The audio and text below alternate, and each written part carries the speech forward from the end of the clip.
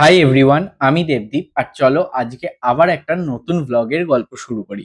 আজকে আমাদের প্রমোশনাল শুটের জন্য যেতে হয়েছিল বাঁশদ্রোণীতে, তাই বেলা 12টার দিক করে আমি আর সুকন্যা মিলে মেট্রো করে চলে গেলাম মাস্টারদা সূর্য সেন স্টেশনে। কাজের সূত্রেই বেশ কিছু মাস পর বাঁশদ্রোণীতে এলাম, আর মেট্রো স্টেশন থেকে বেরিয়েই দেখলাম অনেকটা চেঞ্জ হয়ে গেছে, যেটা খুব সহজেই আমাদের দৃষ্টি আকর্ষণ করেছিল। কারণ যে জায়গাটা ময়লা হয়ে থাকতো সেই জায়গাটা নতুন করে রেনোভেট করা হয়েছে, সেটা তো দৃষ্টি আকর্ষণ করবেই। আর বাড়ি থেকে তখন বেরিয়েছি 1 ঘন্টাও হয়নি, আর ততক্ষণে নাকি সুকন্যার অলরেডি আবার খিদে পেয়ে গেছে। তাই রিক্সা থেকে নেমে ওর জন্য ফল কিনে উঠলাম, কিন্তু যাওয়ার পথে ওই ফল আর ওর পেটে যায়নি। যাই হোক, এসব করে অবশেষে পৌঁছালাম আমাদের কাজের জায়গায়। এরপর নামলো ঝেঁপে বৃষ্টি, আর এই বৃষ্টির জন্য আমার ব্লগটা শেষ করা হলো না, তাই লাস্ট পার্টটা এইরকম ভাবে শেষ করলাম। অ্যাকচুয়ালি ভিডিওটা আজকে এন্ড করা হয়নি, কারণ প্রচন্ড বৃষ্টি পড়ছিল যখন বাড়ি ফিরেছিলাম।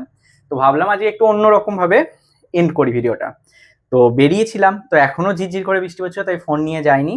তাই কেন বেরিয়েছিলাম, কারণ আমার এই ইন্ডাকশনটা খারাপ হয়ে গিয়েছিল, তো ওটা সারানো হয়ে গিয়েছিল, ফোন করেছিল, তো ওটা নিয়ে এলাম।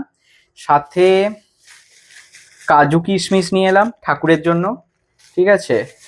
একটা বারবান বিস্কুট, একটা কিটক্যাট, যেটা আমার ওই ঠাকুরের যে জায়গাটা আছে ওখানে শ্যামসুন্দরী মায়ের কাছে রাখা থাকে, মানে যখন যে চকলেটটা পাই নিয়ে আসি মায়ের জন্য।